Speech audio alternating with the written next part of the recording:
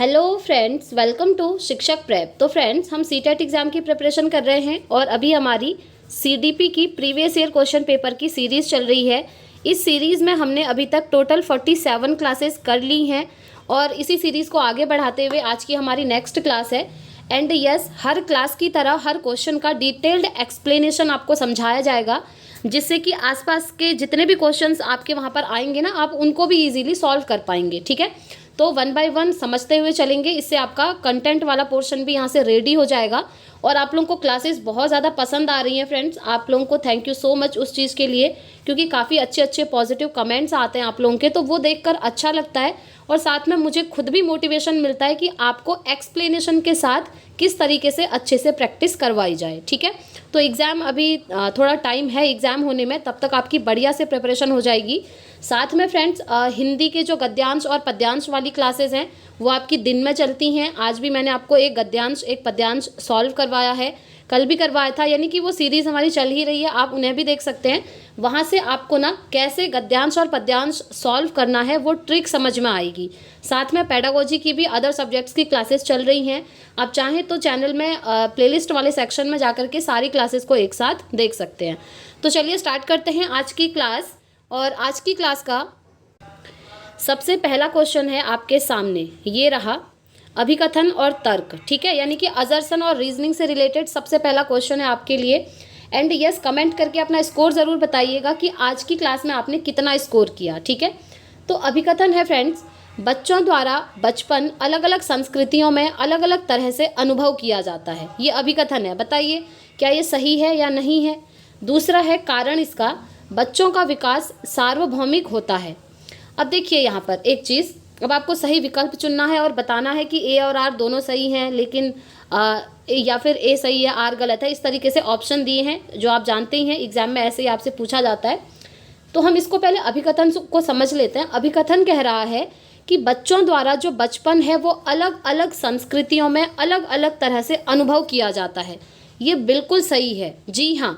देखिए, हर बच्चा अलग अलग संस्कृति में रहता है, आप जानते हैं, और जब वो अलग अलग संस्कृति में रहता है तो उसके जो एक्सपीरियंस होंगे ना, अनुभव होंगे, वो भी तो अलग अलग होंगे। जैसे एक बच्चा है जो हिंदी स्पीकिंग स्टेट में रहता है, वहीं एक बच्चा है जो इंग्लिश स्पीकिंग स्टेट में रहता है। अब अगर आप उन दोनों बच्चों को कंपेयर करेंगे ना, तो जो पहला बच्चा है जो हिंदी स्पीकिंग स्टेट में रहता है वो अलग समाज और संस्कृति में रहता होगा, और जो इंग्लिश स्पीकिंग स्टेट वाला बच्चा है उसकी संस्कृति अलग होगी, उसके अनुभव अलग होंगे, उसका समाज अलग तरीके का होगा। तो कहने का मतलब है बच्चों द्वारा जो बचपन होता है वो अलग अलग संस्कृतियों में अलग अलग तरीके से अनुभव किया जाता है। जैसे आप में से भी काफ़ी सारे लोग इस वीडियो को अभी देख रहे हैं, तो उनकी संस्कृति अलग अलग होगी। ऐसा तो है नहीं कि दुनिया में जितने भी बच्चे हैं सभी की संस्कृति एक जैसी होगी, वरना इतनी सारी संस्कृति इंडिया में होती ही नहीं। और आप जानते हैं इंडिया एक सांस्कृतिक देश है। ठीक है, एक तो यहाँ पर बहुत ज़्यादा लैंग्वेज होती हैं, आपने सुना ही होगा मल्टीलिंगुअल कंट्री कहते हैं इंडिया को। ऐसे यहाँ पर संस्कृति भी अनेक हैं और हर किसी की संस्कृति अलग अलग होती है। ठीक है, तो इसमें यही कहा गया है कि बच्चों द्वारा जो बचपन है वो अलग अलग संस्कृतियों में अलग अलग तरीके से एक्सपीरियंस किया जाता है। ठीक है, जैसे एक बच्चा है जो ऐसे समाज में रहता है जहाँ पर उसे ये सिखाया जाता है कि बड़ों की रिस्पेक्ट करनी चाहिए, बड़ों को देखकर उनको हाथ जोड़ना है या प्रणाम करना है, इस तरीके से उनकी रिस्पेक्ट करनी है। और ऐसा भी हो सकता है कुछ बच्चे ऐसे समाज में रहते होंगे जहाँ पर बड़ों की रिस्पेक्ट नहीं करी जाती, तो दोनों बच्चों में हो गया ना डिफरेंस। तो यही कहने का मतलब है कि हर किसी की संस्कृति अलग होती है, समाज भी अलग होता है, और उसी के आधार पर बच्चों में वो गुण जो है डेवलप होते हैं और बच्चे उसी के आधार पर अनुभव प्राप्त करते हैं। ठीक है, एक्सपीरियंस गेन करते हैं। तो हमारा ये जो अभिकथन है ये तो बिल्कुल हमें सही लग रहा है। ठीक है, अब कारण देखते हैं। इसका कारण कह रहा है कि बच्चों का विकास सार्वभौमिक है। अब सार्वभौमिक के कहने का मतलब है कि बच्चों का विकास सभी के लिए मतलब एक जैसा है। क्या सभी का विकास एक जैसा होता है? जी नहीं, क्योंकि हर बच्चे की पृष्ठभूमि अलग है, समाज अलग अलग होता है, हर किसी की संस्कृति अलग होती है, आर्थिक स्थिति भी अलग हो सकती है। तो बहुत सारी चीज़ें ऐसी होती हैं जिनके आधार पर बच्चों का विकास अलग अलग तरीके से होता है। लेकिन यहाँ कह रहा है सार्वभौमिक है, यानी कि सभी के लिए विकास एक जैसा है। तो ये यहाँ पर गलत हो गया, क्योंकि हर बच्चे का जो विकास होता है वो एक जैसा नहीं हो सकता। और वैसे भी आपने देखा होगा फिजिकली अगर हम बात करें तो फिजिकली क्या होता है, कोई बच्चा जल्दी चलना सीख लेता है, कोई बच्चा बहुत ज़्यादा टाइम लगाता है चलना सीखने में, है ना। वैसे भी क्या होता है, बच्चों का विकास अलग अलग तरीके से होता है, यानी कि उनकी क्या होती है, दर अलग अलग होती है। और सार्वभौमिक है ये तो बिल्कुल भी हम नहीं कहेंगे। सार्वभौमिक कहने का मतलब है यहाँ पर यूनिवर्सल है, सभी के लिए विकास एक जैसा है, एक जैसा नहीं होता है। क्योंकि जो हमने ऊपर समझा ना कि संस्कृति अलग होती है, समाज अलग होता है, अलग अलग अनुभव बच्चे गेन करते हैं, तो सार्वभौमिक वो नहीं होता है। तो हम कहेंगे यहाँ पर अभिकथन ए तो यहाँ पर बिल्कुल सही है, लेकिन इसका जो कारण आर दिया गया है ना, ये सही नहीं है। अब ये हमको कौन से ऑप्शन में मिल रहा है वो हमें ढूंढना पड़ेगा। वो हमें दिख रहा है ऑप्शन बी में कि ए सही है लेकिन आर गलत है, ठीक है। तो बी ऑप्शन यहाँ पर इसका राइट आंसर हो जाएगा। आगे बढ़ेंगे नेक्स्ट क्वेश्चन पे अपने। प्राथमिक कक्षाओं में भाषा का विकास किस प्रकार संसाधित होता है? प्राथमिक कक्षाओं में, ठीक है। पहला है, जब शिक्षक औपचारिक भाषा के प्रयोग पर जोर देते हैं और उसे लागू करते हैं। दूसरा है, जब शिक्षक बच्चों की मातृभाषा की अवहेलना और उपेक्षा करते हैं। देखिए कितनी गलत और नेगेटिव चीज़ लिखी है। मातृभाषा की अवहेलना करना और उपेक्षा करना मतलब उसको नेग्लिजिबल समझना, उसकी तरफ ध्यान ना देना। मतलब कोई बच्चा अगर मातृभाषा में बातचीत कर रहा है स्कूल में तो उसको डांटना, उसकी अवहेलना करना, ये नेगेटिव चीज़ होती है, ठीक है। ये ऑप्शन तो बिल्कुल भी सही नहीं होगा, क्योंकि देखिए हम कहते हैं ना कि जो हमारी मदर टंग होती है, मातृभाषा होती है, उसका यूज़ बच्चे को स्कूल में करने दीजिए। जब वो मातृभाषा का यूज़ करके सीखेगा तभी तो उसका ज्ञान स्थायी होगा। अब अगर बच्चा, देखिए बच्चा जब छोटा होता है, स्टार्टिंग में स्कूल जाता है, उसको अपनी घर की लैंग्वेज ही तो बोलनी आती है ना। और स्कूल में जाते ही अगर आप उसे डांट देंगे कि नहीं आप अपनी घर की भाषा नहीं बोल सकते, तो वैसे ही बच्चा डरने लगेगा। तो इसीलिए NCF 2005, NEP 2020, RTE 2009 सभी ये कहते हैं कि बच्चों को उनकी मातृभाषा में बातचीत करने का मौका दीजिए, ठीक है। तो ये ऑप्शन तो वैसे ही एलिमिनेट हो गया। नेक्स्ट है, इसको भी देख लेते हैं, जब शिक्षक औपचारिक भाषा के प्रयोग पर जोर देते हैं और उसे लागू करते हैं। जी नहीं, औपचारिक भाषा मतलब होती है ऐसी भाषा जो पर्टिकुलर उसी स्कूल में बोली जा रही है। आप मतलब बच्चों से ये कह रहे हैं कि जो भाषा स्कूल में बोली जा रही है बस आप उसी पर फोकस करिए और उस चीज़ को आप लागू कर दे रहे हैं, तो ऐसा आपने नहीं करना है। बच्चों की जो मातृभाषा होती है उसको भी आपने सपोर्ट करना होता है, ठीक है। तो ये भी सही नहीं होगा। नेक्स्ट है, जब शिक्षक मूर्त वस्तुओं के बजाय संकेतों और प्रतीकों से शुरू करते हैं। जी नहीं, संकेत और प्रतीक तो बच्चे तब समझेंगे जब आप किसी चीज़ को मूर्त रूप में समझा चुके होंगे। मूर्त रूप कहने का मतलब है फ्रेंड्स, कोई चीज़ हमें सामने में दिख रही है, कुछ आप पढ़ा रहे हैं, तो पहले उस कॉन्सेप्ट को क्लियर करिए, उसके बाद बच्चों को संकेत और प्रतीक आप बता सकते हैं, ठीक है। तो ये ऑप्शन भी बाहर। तो नेक्स्ट है, जब शिक्षक अमूर्त अवधारणाओं को संदर्भित करने के लिए ठोस उदाहरणों का उपयोग करते हैं। ये यहाँ पर बिल्कुल सही हो जाएगा, क्योंकि यहाँ पर देखिए सबसे पहले शिक्षक क्या कर रहे हैं, अमूर्त अवधारणाओं को संदर्भित करने के लिए ठोस उदाहरणों का प्रयोग कर रहे हैं, यानी कि सबसे पहले बच्चों को ठोस उदाहरण दे रहे हैं।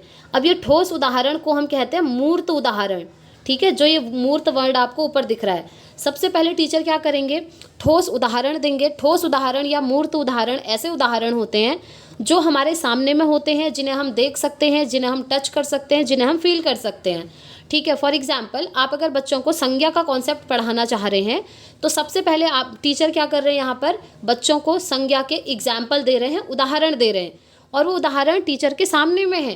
क्योंकि संज्ञा क्या होता है, किसी वस्तु, स्थान या प्राणी के नाम को संज्ञा कहते हैं, और स्कूल में इतने सारे बच्चे हैं, वो सब प्राणी ही तो हैं, तो उनके नाम बता सकते हैं शिक्षक, ठीक है। और शिक्षक कुछ जगहों के नाम बता सकते हैं, प्लेस, ठीक। इस तरीके से उदाहरण देते हुए बच्चों को क्या करेंगे, नाउन का कॉन्सेप्ट पढ़ाएंगे, संज्ञा का कॉन्सेप्ट पढ़ाएंगे। और वो संज्ञा का जो कॉन्सेप्ट है वो बच्चों के लिए अभी अमूर्त है। अमूर्त है यानी कि जिन्हें अभी वो देख नहीं पा रहे हैं, जिनके बारे में अभी वो सोच ही नहीं पा रहे हैं, बाद में वो उसके बारे में सोचने भी लगेंगे, ठीक है। जब आप बच्चों को उदाहरण देंगे, उदाहरण से उस चीज़ को वो समझेंगे, उसके बाद उसको जो है वो समझने लगेंगे, सोचने लगेंगे। चलिए इनमें डिफरेंस मैं आपको बता देती हूँ। मूर्त चीज़ें मतलब होती हैं जिन्हें हम देख सकते हैं, टच कर सकते हैं, फील कर सकते हैं। अमूर्त चीज़ें होती हैं जो हमारे सामने नहीं होते हैं। जैसे संज्ञा की डेफिनेशन बच्चों ने समझी, क्या वो डेफिनेशन बच्चों के सामने में है? नहीं है, बच्चों के सामने में उसके उदाहरण हैं। इसीलिए टीचर पहले ठोस उदाहरण दे रहे हैं, उसके बाद संज्ञा की डेफिनेशन उनको बता रहे हैं, ठीक है। आई होप आप लोग समझ गए होंगे। तो डी ऑप्शन इसका बिल्कुल राइट हो जाएगा। आगे बढ़ते हैं नेक्स्ट क्वेश्चन पे। विकास के क्रम में बच्चे सूक्ष्म पेशीय कौशल से पहले सकल पेशीय कौशल विकसित करते हैं, यह दर्शाता है कि विकास। ये चीज़ मैंने आपको बहुत बार बताई है क्योंकि काफ़ी ये रिपीट हो चुकी है। देखिए, विकास के क्रम में बच्चे सूक्ष्म पेशीय कौशल से पहले सकल पेशीय कौशल, कहने का मतलब है सबसे पहले बच्चों की क्या हो रही है, सकल पेशीय कौशल यानी कि जो बड़ी मसल्स हो रही हैं वो विकसित हो रही हैं। उसके बाद बच्चों की जो सूक्ष्म मसल्स हैं यानी कि छोटी छोटी पेशीय कौशल हैं वो डेवलप हो रही हैं। इसको हम कहते हैं क्या, इसको हम कहते हैं समीप दूराभिमुख विकास। ठीक है, अब कैसे, देखिए मैंने आपको विकास दो तरीके के समझाए हैं। एक तो समझाया है जिसमें सबसे पहले बच्चे के सर का विकास होता है और सर से धीरे धीरे उसके पैरों का विकास होता है, उसे हम कहते हैं सिफेलोकॉर्डल। ठीक है, और दूसरा विकास होता है जिसमें सबसे पहले बच्चे का क्या होता है, सेंटर वाला हिस्सा बॉडी का वो डेवलप होता है और सेंटर में होती हैं आपकी क्या, बड़ी मसल, जिसे हम कहते हैं सकल पेशीय कौशल। ठीक है, ऐसे आप समझ सकते हैं, सकल पेशीय कौशल जिसे हम कहते हैं वो सेंटर में होती है। जैसे सबसे पहले आपका हार्ट डेवलप होता है, आपका स्पाइनल कॉर्ड डेवलप होती है, उसके बाद बॉडी के जो छोटे छोटे ऑर्गन हैं, सूक्ष्म पेशियाँ हैं, ठीक है, वो बाद में डेवलप होती हैं। जैसे आपका हाथ है, आपकी फिंगर हैं, वो धीरे धीरे बाद में डेवलप होती हैं। तो ये वाला जो डेवलपमेंट का सिद्धांत होता है ये कहलाता है प्रॉक्सिमोडिस्टल। ठीक है, प्रॉक्सिमोडिस्टल, इसको हम हिंदी में कहते हैं समीप दूराभिमुख सिद्धांत। तो इस तरीके से आप ध्यान रखेंगे, ये हमारा सिफेलोकॉर्डल, ये प्रॉक्सिमोडिस्टल, प्रॉक्सिमोडिस्टल को हिंदी में समीप दूराभिमुख सिद्धांत कहते हैं। ठीक है, अब आई होप आपको अब आंसर पता चल ही गया होगा। Option C will be the right answer. और इसमें हमेशा याद रखिएगा, सबसे पहले बच्चे का सेंटर वाला हिस्सा डेवलप होता है जिसे हम सकल पेशीय कौशल भी कह देते हैं, यानी कि बॉडी का जो सेंटर वाला हिस्सा होता है वहाँ से जो डेवलपमेंट है बॉडी के बाहर की तरफ होता है, यानी कि सूक्ष्म पेशीय कौशल बाद में विकसित होते हैं। ठीक है, तो C option will be the right answer. आगे बढ़ते हैं, नेक्स्ट क्वेश्चन, ये फिर से आपका अभिकथन और रीजन वाला आ गया। अभिकथन है, लॉरेंस कोहलबर्ग के नैतिक विकास सिद्धांत में बच्चे कार्यों को उनके परिणाम के आधार पर अच्छा या बुरा समझने से इस समझ पर पहुंचते हैं कि नियम और कानून नम्य हैं और बदले जा सकते हैं। बताइए क्या आपको ये ठीक लग रहा है? ऑप्शन यहाँ पर नीचे दिए हुए हैं। ठीक है, ठीक है, तो देखिए मैंने आपको लॉरेंस कोहलबर्ग की थ्योरी भी करवाई है क्योंकि थ्योरी की क्लासेस हम लोग ऑलरेडी कर चुके हैं। तो वहाँ पर आपकी 3 लेवल और 6 स्टेजेस की उन्होंने बात करी है लॉरेंस कोहलबर्ग ने अपने नैतिक विकास के सिद्धांत में। और ये जो देख रहे हैं ना, ये बिल्कुल वो कहते हैं। इसमें क्या होता है कि नियम और कानून जो हैं नम्य हैं और बदले जा सकते हैं, यानी कि जो नियम और कानून समाज ने बनाए हैं उनको आप समाज के हित के लिए बदल सकते हैं। अगर उन नियम और कानून से समाज का हित नहीं हो रहा है तो आप अपने अकॉर्डिंग उनको चेंज कर सकते हैं। ये अभिकथन तो यहाँ पर सही है। कारण देखते हैं, लॉरेंस कोहलबर्ग इसके लिए ये कारण देते हैं, ये तर्क देते हैं कि नैतिक विकास क्रमिक रूप से चरणों में होता है। जी हाँ, जैसा कि मैंने आपको बताया कि अलग अलग चरण उन्होंने बताए थे, 3 लेवल और 6 स्टेजेस, तो अलग अलग चरणों में वो होता है। ये भी यहाँ पर बिल्कुल सही है। तो इसका आंसर क्या हो जाएगा? आंसर हो जाएगा ऑप्शन डी। ए और आर दोनों सही हैं और आर ए की सही व्याख्या करता है। ठीक है, तो D option will be the right answer. आगे बढ़ते हैं नेक्स्ट क्वेश्चन की तरफ। विकास के किस पहलू में तर्क, चिंतन और समस्या समाधान की व्याख्या की जाती है? बताइए। इससे इजी क्वेश्चन सीटेट में आपको नहीं मिलेगा और आप जानते हैं ये जो प्रीवियस ईयर क्वेश्चन है ये आपके पेपर 1 और पेपर 2 दोनों के लिए हैं फ्रेंड्स। ठीक है, और मैंने आपको हमेशा बोला है, जो भी स्टूडेंट्स इस सीरीज़ को कंटिन्यूसली देख रहे हैं उन्हें पता होगा, मैं आपको हमेशा बोलती हूँ जब भी क्वेश्चन में आपको संज्ञानात्मक या संज्ञान वर्ड दिख जाए इसका मतलब आप सीधे समझ जाइए आपके दिमाग से मतलब है इसका। जहाँ भी आपको दिख रहा है ना संज्ञानात्मक विकास, मतलब आपके दिमाग का विकास, आपके ब्रेन का विकास। और ये जो तर्क, चिंतन और समस्या का समाधान आप करते हैं वो अपने दिमाग से ही करते हैं ना। तो इतना इजीली हमको आंसर मिल गया। इसीलिए मैं आपको कुछ ट्रिक्स बीच बीच में बताती रहती हूँ ताकि आपको वो चीज़ें अगर याद रहेंगी तो उससे आपको आंसर पहचानने में फ्रेंड्स आसानी हो जाएगी। जैसे अभी आप समझ गए, क्योंकि संज्ञान का मतलब हमारे दिमाग से होता है और जो हम किसी चीज़ के लिए तर्क लगाते हैं, लॉजिक लगाते हैं, थिंकिंग करते हैं, यानी कि सोचते हैं किसी भी चीज़ के बारे में, आप सोचते कहाँ से हैं बताइए? क्या आप ये देखिए, सामाजिक विकास, क्या समाज में जाकर सोचते हैं आप? अकेले में नहीं सोचते हैं। क्या समाज आपको बताता है कि ऐसे सोचो? नहीं। क्या गतिक तरीके से आप सोचते हैं, यानी कि आप रनिंग कर रहे हैं या बॉडी मूवमेंट कर रहे हैं, बॉडी से आप सोच रहे हैं? ऐसा नहीं है। नैतिक विकास, क्या मूल्यों से आप सोच रहे हैं? नहीं, आपका जो सोचना, चिंतन है, तर्क है, और जो आप किसी भी प्रॉब्लम का सॉल्यूशन करते हैं, समस्या समाधान करते हैं, वो सब कहाँ से करते हैं? अपने दिमाग से करते हैं। ठीक है, और यही होता है आपका संज्ञानात्मक विकास। तो इसका राइट आंसर क्या हो जाएगा? ऑप्शन 1। ठीक है, कॉग्निटिव डेवलपमेंट, इससे हम लॉजिक लगाते हैं, थिंकिंग करते हैं और प्रॉब्लम को सॉल्व करने की कोशिश करते हैं। जैसे अभी हम सीटेट में प्रीवियस ईयर क्वेश्चन पेपर लगा रहे हैं, आप कैसे लगा रहे हैं? आप अपना दिमाग यूज़ कर रहे हैं, आप किस तरीके से इन वीडियोस को समझ रहे हैं? अपने दिमाग से समझ रहे हैं, अपने संज्ञान से समझ रहे हैं, है ना? तो इसी को बोलते हैं संज्ञानात्मक विकास। आगे बढ़ते हैं।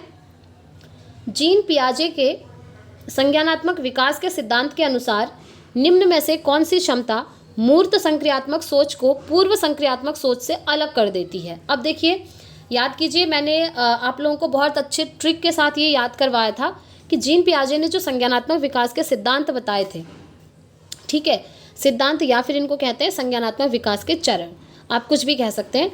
तो उन्होंने यहाँ पर विकास के 4 चरण बताए थे, यानी कि विकास के 4 स्टेप बताए हैं। कौन कौन से? एस, पी, सी और एफ। अब ये SPCF क्या है? जो नए स्टूडेंट हैं वो कहेंगे ये क्या चीज़ है, और जो स्टूडेंट्स कंटिन्यूसली सीरीज़ को फॉलो कर रहे हैं उन्हें याद हो गया होगा ये, क्योंकि मैं आपको हमेशा रिवाइज करवाती रहती हूँ। तो जीन पियाजे ने संज्ञानात्मक विकास के ये जो 4 चरण बताए हैं, उसमें सबसे पहला है एस यानी कि सेंसरी मोटर स्टेज, संवेदीगामक अवस्था। पी होता है प्री ऑपरेशनल स्टेज, यानी कि पूर्व संक्रियात्मक अवस्था। सी होता है कॉन्क्रीट ऑपरेशनल स्टेज, यानी कि मूर्त संक्रियात्मक अवस्था। और एफ होता है फॉर्मल ऑपरेशनल स्टेज, यानी कि अमूर्त संक्रियात्मक की अवस्था। अब आपसे इन दोनों के बीच में क्वेश्चन पूछा है कि पूर्व संक्रियात्मक सोच मूर्त संक्रियात्मक सोच को किस तरीके से अलग करती है। इन ऑप्शंस में से आपको बताना है। तो ये जो विकेंद्रण है ना, ये इसका यहाँ पर आंसर हो जाएगा, क्योंकि यहाँ पर विकेंद्रण का गुण पूर्व संक्रियात्मक में नहीं होता है, लेकिन मूर्त संक्रियात्मक में वो गुण बच्चों के अंदर डेवलप हो जाता है। इसीलिए पूर्व संक्रियात्मक जो है मूर्त संक्रियात्मक को अलग कर सकता है। ठीक है, आई होप आप लोग ये चीज़ समझ गए होंगे। बाकी के जो ऑप्शन आपको इसमें दिख रहे हैं, इनका इससे कोई कनेक्शन नहीं है, क्योंकि ये जो परिकल्पित तार्किकता है ये आपकी कब डेवलप होती है? ये लास्ट स्टेज में, जिसे हम कहते हैं क्या? फॉर्मल ऑपरेशनल स्टेज, औपचारिक संक्रियात्मक की अवस्था। वस्तु स्थायित्व का गुण, ये तो पहली स्टेज में ही हो जाता है, सेंसरी मोटर की स्टेज में। इंद्रियों का समन्वय, ये भी हमारा सेंसरी मोटर स्टेज में। लेकिन ये जो विकेंद्रण का गुण है, आपको याद होगा मैंने पियाजे की थ्योरी जब आपको करवाई थी, CCS करके करवाया था। C for सेंट्रेशन, C for classification और C फॉर सीरिएशन। ये जो 3 गुण होते हैं ये पूर्व संक्रियात्मक की अवस्था में नहीं होते हैं, लेकिन ये तीनों गुण मूर्त संक्रियात्मक में आ जाते हैं। तो यही जो सेंट्रेशन है ना, ये वाला गुण विकेंद्रण, यही इसको अलग कर रहा है। बस इतना आपको समझना है। ठीक है, चलिए आगे बढ़ते हैं नेक्स्ट क्वेश्चन पे। कोहलबर्ग के नैतिक विकास के सिद्धांत के अनुसार किस स्तर पर बच्चे आत्मकेंद्रित होते हैं और किसी कार्य को करने में अपना ही लाभ देखते हैं? यानी कि कौन से स्टेज में कोहलबर्ग ने बताया कि बच्चे अपना लाभ सबसे पहले देखते हैं?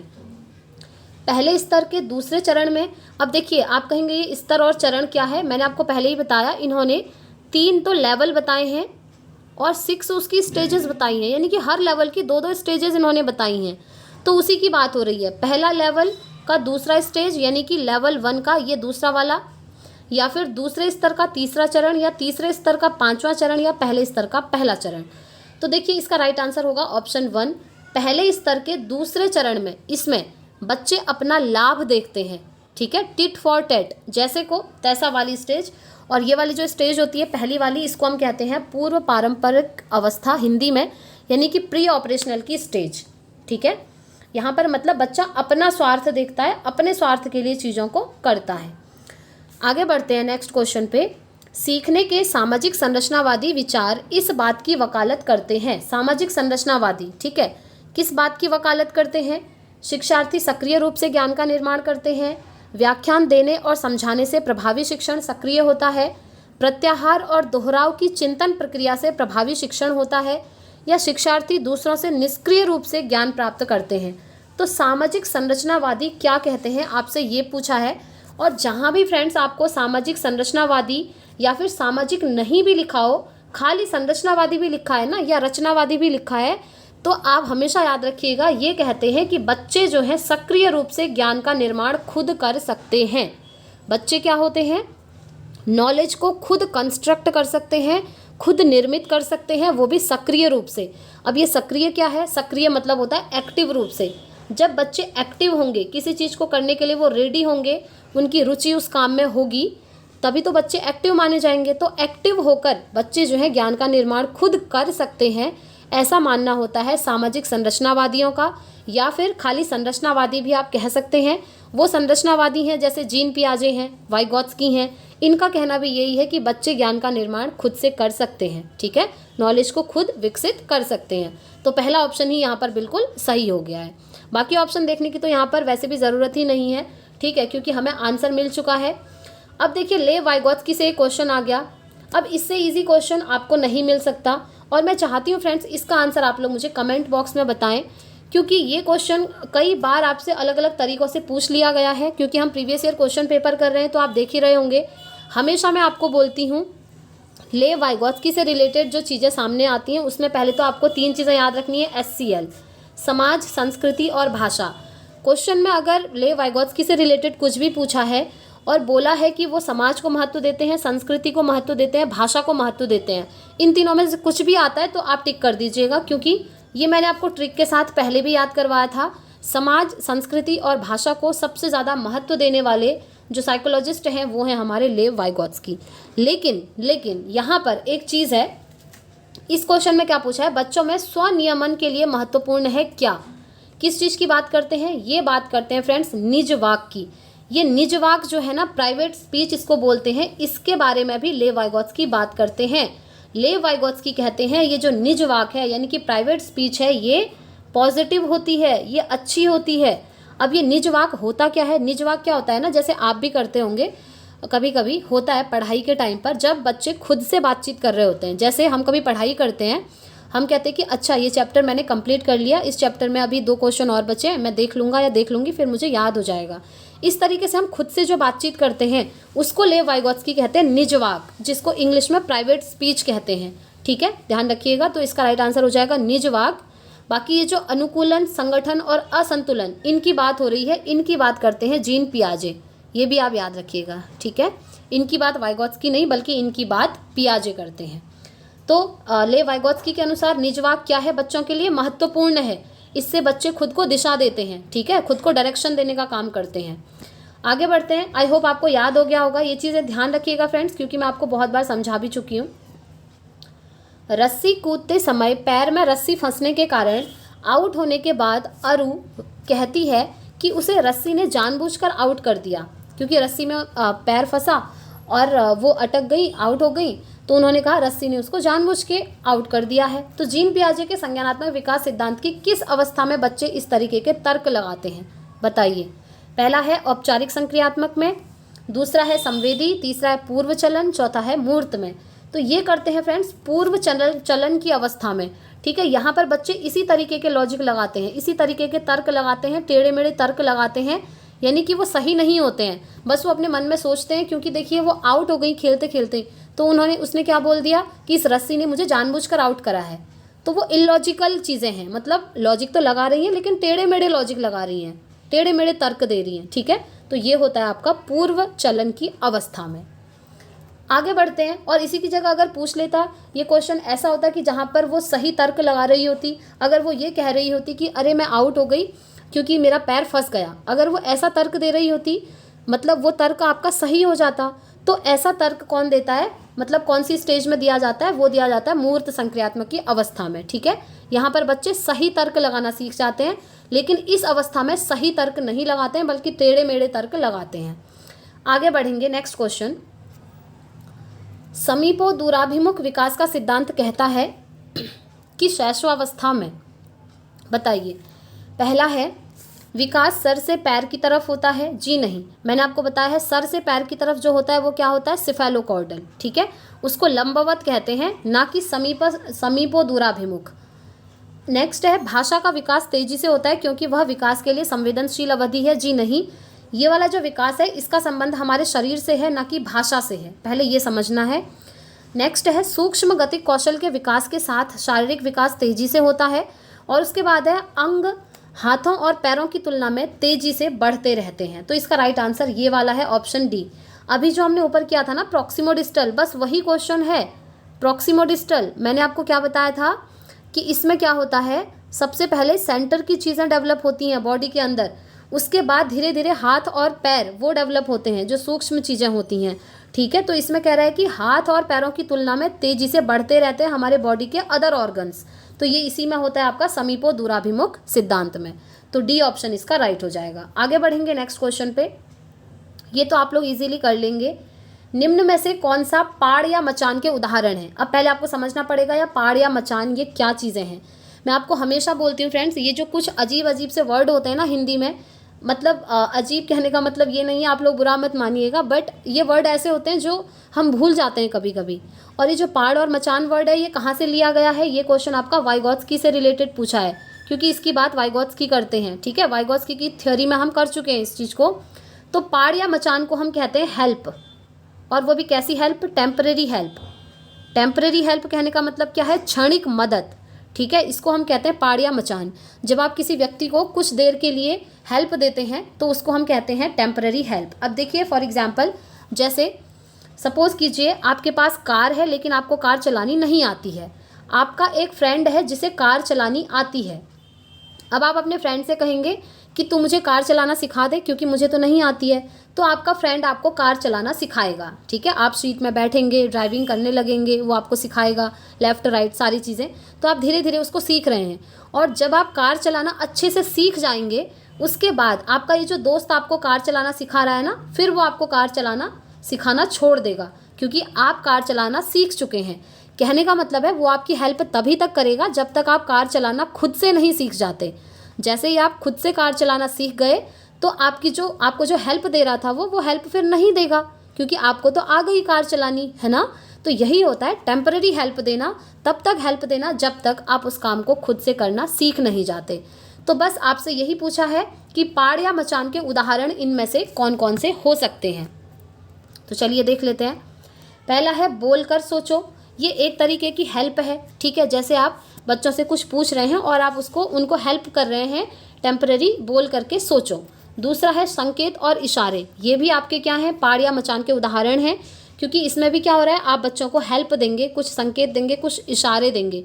जैसे आप बच्चों से कुछ क्वेश्चन कर रहे हैं, बच्चों को नहीं आ रहा है, तो आप बच्चों को कुछ संकेत दे सकते हैं, कुछ इशारे करके बता सकते हैं।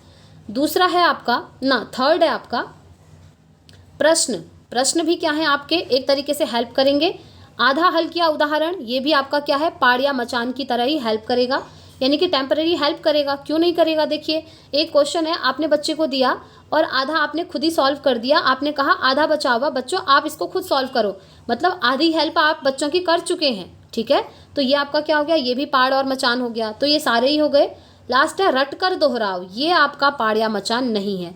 क्या आप कभी भी ड्राइविंग अगर सीख रहे हैं तो क्या रट करके सीखेंगे? एक दिन सीखेंगे रट करके, दूसरे दिन चला भी लेंगे, लेकिन तीसरे दिन से भूल जाएंगे। सेम ऐसे ही पढ़ाई में भी होता है, एजुकेशन में भी होता है। आप बच्चों को अगर आज रटने के लिए 5 क्वेश्चन दे रहे हैं, आप कह रहे हैं कि बच्चों ये 5 क्वेश्चन आप याद करके लाओ, कल हम सुनेंगे एज अ टीचर। ठीक है, बच्चे उनको रटने लग गए, क्योंकि दूसरे दिन बच्चों ने टीचर को सुनाना है, और दूसरे दिन टीचर को सुना भी दिया। लेकिन जैसे ही टीचर को वो उन्होंने सुनाया, उसके बाद बच्चे खुद भूल जाएंगे कि उन्होंने क्या रटा था। इसलिए रटने वाली चीज़ें आपको हेल्प नहीं करती हैं।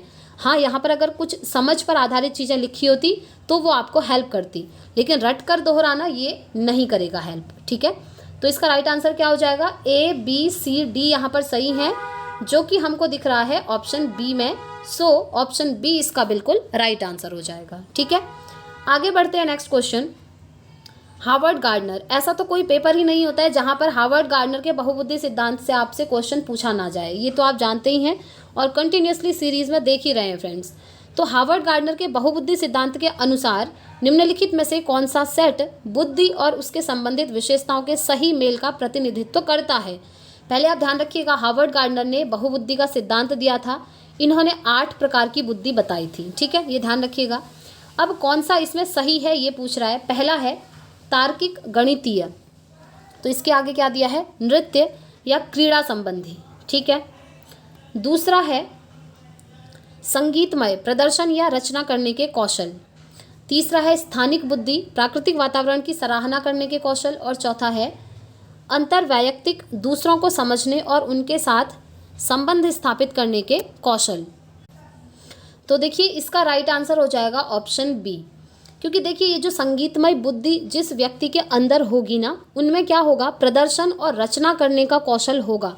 यानी कि किस तरीके से आप उसको प्रदर्शित करेंगे और किस तरीके से उसकी रचना करेंगे, ये चीज़ें उनके अंदर होती हैं। इसीलिए तो वो संगीतमय बुद्धि है, क्योंकि संगीतमय बुद्धि संगीत की रचना करना, लिखना और प्रदर्शन करने के लिए जितने भी लय हैं, ध्वनि है, उनका स्वरूप है, उनका उपयोग वो ईजिली कर पाते हैं। तो इसीलिए ये जो संगीतमय बुद्धि है, इसका कनेक्शन इससे बिल्कुल सही है। लेकिन यहाँ पर जो है ना, ये तार्किक गणितीय, ये बिल्कुल भी सही नहीं है। अदर ऑप्शन सही नहीं है, क्योंकि तार्किक गणितीय बुद्धि जिसके अंदर होगी वो गणित में अच्छा तर्क लगाएगा, ना कि नृत्य और क्रीड़ा संबंधी में। ये जो नृत्य और क्रीड़ा संबंधी क्षमताएं हैं, ये तो जो काइनेस्थेटिक बुद्धि होती है, यानी कि शारीरिक बुद्धि जिसको कहते हैं, उनके अंदर होगी। लेकिन यहाँ तार्किक गणितीय दे दिया, तो जो सही मेल खा रहा है वो है हमारा संगीतमय बुद्धि। ठीक है, तो बी ऑप्शन यहाँ पर बिल्कुल सही हो जाएगा। आगे बढ़ते हैं, नेक्स्ट क्वेश्चन। निम्नलिखित में से कौन सा प्रगतिशील शिक्षा की एक प्रमुख सिद्धांत है? प्रगतिशील शिक्षा ये हमारा समावेशी शिक्षा के जैसा ही है, मैंने आपको बहुत बार समझाया है। और समावेशी शिक्षा कहती है सभी बच्चों को एक साथ मिलाकर पढ़ाना बिना किसी भेदभाव के। ठीक है, तो देखिए प्रमुख सिद्धांत क्या है? छात्रों को अपने शिक्षकों से ज्ञान का निष्क्रिय प्राप्तकर्ता होना चाहिए, बिल्कुल भी नहीं। अगर निष्क्रिय रूप से आप टीचर से ज्ञान ग्रहण करेंगे तो आपको वो चीज़ें समझ ही नहीं आएंगी। निष्क्रिय मतलब होता है जब बच्चे का पढ़ने में मन ही नहीं है, उसकी रुचि ही नहीं है, ज़बरदस्ती आप उसको पढ़ाए जा रहे हैं, तो इस तरीके से आप पढ़ाएंगे तो वो जो ज्ञान है वो सार्थक सिद्ध नहीं होगा। सेकंड है, सीखना प्रामाणिक कार्यों पर आधारित होना चाहिए, ये तो सही लग रहा है। और ऑप्शन देख लेते हैं, पाठ्यचर्या पूर्व निर्धारित और सार्वभौमिक होनी चाहिए। तीसरा है, छात्रों के सीखने को मापने के लिए मानकीकृत परीक्षण सबसे अच्छा तरीका नहीं।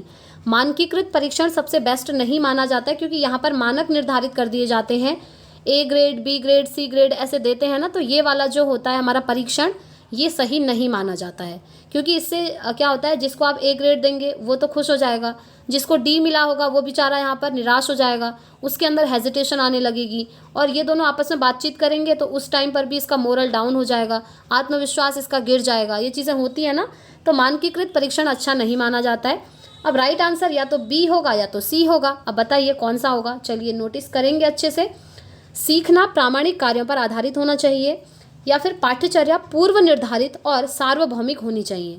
तो हमें मोस्ट अप्रोप्रिएट जो आंसर लग रहा है वो लग रहा है ऑप्शन बी। जो सीखना है ना वो प्रामाणिक कार्यों पर आधारित होना चाहिए, यानी कि आप बच्चों को जो भी चीज़ें सिखा रहे हैं वो प्रत्यक्ष अनुभव के माध्यम से सीखना, उसी को हम कहते हैं प्रामाणिक कार्य। और उसका जो है प्रमाण होना चाहिए, ऐसा नहीं कि आप कुछ भी सिखा दे रहे हैं, ऐसा वैसा नहीं। ऐसी चीज़ें सिखानी है जो बच्चों को आगे आने वाले फ्यूचर में काम आए, उनके रियल लाइफ में वो चीज़ काम आए। ठीक है, इसी को कहते हैं। और प्रगतिशील शिक्षा के माध्यम से स्वयं करके सीखने को बढ़ावा मिलता है इसमें। और जब बच्चे स्वयं करके सीखते हैं किसी चीज़ को, यानी कि लर्निंग बाय डूइंग, तो यहाँ से सीखा हुआ जो ज्ञान होता है वो स्थायी होता है और लॉन्ग टर्म तक बच्चों को वो याद भी रहता है, क्योंकि उसको बच्चे खुद से करके सीखते हैं। और लर्निंग बाय डूइंग, करके सीखना का जो ये कॉन्सेप्ट है, ये किसने दिया था? ये दिया था जॉन डीवी ने। इनका नाम आप एक्स्ट्रा में याद रखिएगा, ये सीधे सीधे सीटेट में एक बार क्वेश्चन बना है। लर्निंग बाय डूइंग, करके सीखने का कॉन्सेप्ट किसने दिया था? तो आप कहेंगे जॉन डीवी ने दिया था। ठीक है, आगे बढ़ेंगे। नेक्स्ट क्वेश्चन, अपसारी चिंतन डैश जबकि अभिसारी चिंतन डैश। बताइए अपसारी और अभिसारी चिंतन, इन दोनों में क्या डिफरेंस है? पहला है, एक सही समाधान पर स्थिर है, कई उत्तरों को प्रोत्साहित करता है, गणितीय क्षमताओं को बढ़ावा देता है, मौखिक क्षमताओं को बढ़ावा देता है, मौखिक क्षमताओं को बढ़ावा देता है या गणितीय क्षमताओं को बढ़ावा देता है। और लास्ट है, कई उत्तरों को प्रोत्साहित करता है और एक सही समाधान पर स्थिर है। जी हाँ, यही इसका राइट आंसर होगा कि जो अपसारी चिंतन होता है वो कई उत्तरों को प्रोत्साहित करता है, जबकि अभिसारी चिंतन एक सही समाधान पर स्थिर है। कैसे? एग्जाम्पल से इसको समझते हैं। देखिए अपसारी चिंतन क्या होता है, इसको हम इंग्लिश में कहते हैं फ्रेंड्स डाइवर्जेंट थिंकिंग, और अभिसारी चिंतन को कन्वर्जेंट थिंकिंग। अपसारी चिंतन में क्या होता है, एक क्वेश्चन के जब अनेक आंसर होते हैं तो हम कहते हैं वहाँ पर बच्चा अपसारी चिंतन करेगा। और जब एक क्वेश्चन का सिर्फ एक ही आंसर होता है फिक्स्ड, जैसे एमसीक्यू टाइप का क्वेश्चन, वहाँ पर हम कहते हैं कि बच्चा अभिसारी चिंतन करेगा, इंडक्टिव थिंकिंग करेगा। ठीक है, अब यहाँ पर जो अनेक आंसर और एक आंसर वाला है उसका एग्जाम्पल, जैसे आप बच्चों से पूछते हैं कि बच्चों बताइए हमारे देश की राजधानी क्या है। MCQ टाइप का क्वेश्चन आपने पूछ दिया, मल्टीपल चॉइस क्वेश्चन टाइप का। बच्चे सीधा कहेंगे कि सर या मैम हमारे देश की राजधानी न्यू दिल्ली है। हमारे देश की राजधानी क्या है? हमारे देश की राजधानी न्यू दिल्ली है। सीधे आंसर दे देंगे। तो क्या हुआ इसमें? एक क्वेश्चन का एक ही आंसर मिला। यहाँ पर बच्चों ने अलग अलग तरीके से दिमाग यूज़ नहीं करा, क्योंकि उन्हें वो चीज़ याद है, उन्होंने बता दी। तो यहाँ पर बच्चों ने अभिसारी चिंतन करा। और वहीं अगर आप बच्चों से पूछ दें कि बच्चों हमारे देश की जो राजधानी है ना, उसकी विशेषताएं बताइए, तो अब विशेषताएं तो कोई फिक्स्ड एक नहीं होगी, विशेषताएं तो अनेक होती हैं। और उन विशेषताओं को इकट्ठा करने के लिए बच्चे सोचेंगे, अलग अलग दिशाओं में अपना दिमाग यूज़ करेंगे कि अच्छा दिल्ली की ये विशेषता है, दिल्ली की ये विशेषता है, सारी विशेषताएं सोचने लगेंगे। और हर बच्चे अलग अलग तरीके से अपना दिमाग यूज़ करेंगे। तो इसे हम कहते हैं यहाँ पर बच्चा अपसारी चिंतन कर रहा है, डिडक्टिव थिंकिंग कर रहा है। और ये जो डिडक्टिव थिंकिंग है ना, अपसारी चिंतन है, ये बेस्ट मानी जाती है, क्योंकि यहाँ पर बच्चा अपना दिमाग अच्छे से यूज़ कर रहा होता है। ठीक है। और अभिसारी चिंतन को अच्छा नहीं माना जाता है, क्योंकि यहाँ पर रटने पर बल दिया जाता है, क्योंकि एक क्वेश्चन का फिक्स्ड एक आंसर होता है। ठीक, आई होप आप लोग समझ गए होंगे। इसीलिए हमने कहा अपसारी चिंतन में कई उत्तरों को वो प्रोत्साहित करता है, और जो अभिसारी है उसमें सिर्फ एक ही समाधान पर वो स्थिर होता है। तो फ्रेंड्स, आज की क्लास आपको कैसी लगी कमेंट करके ज़रूर बताइएगा। आज की क्लास में इतने ही क्वेश्चन करते हैं, इससे आगे के क्वेश्चन को हम कल के प्रीवियस ईयर क्वेश्चन पेपर के सेट में लगा लेंगे। वीडियो पसंद आई हो तो प्लीज़ फ्रेंड्स वीडियो को लाइक ज़रूर करें। एंड प्लीज़ वीडियो पसंद आती है तो आप लोग मुझे पॉजिटिव कमेंट करके बताइएगा कि येस क्लासेस हमें समझ में आ रही हैं। वैसे बहुत सारे स्टूडेंट बहुत ही पॉजिटिव कमेंट्स करते हैं, तो वो देखकर काफ़ी अच्छा लगता है कि येस आप लोग ये चीज़ें कर पा रहे हैं, जिस तरीके से मैंने भी किया था। मेरे भी सीटेट के दोनों पेपर क्वालिफाई हैं, और अगर आप इसी तरीके से समझते हुए पढ़ेंगे ना, तो आगे आने वाले टाइम पे आप भी लोगों को ये चीज़ें पढ़ा पाएंगे। ठीक है। फिलहाल हमारा मोटिव है कि हमारा सीटेट का जो एग्ज़ाम है वो क्वालिफाई हो जाए बहुत ही अच्छे मार्क्स के साथ, और बिलीव मी वो आपका होगा, क्योंकि आप इस चैनल से जुड़े हैं और आपको यहाँ पर बढ़िया से प्रिपरेशन करवाई भी जा रही है। तो आज की वीडियो में इतना ही रखते हैं फ्रेंड्स। अब हम मिलेंगे कल नेक्स्ट वीडियो में। Thanks for watching.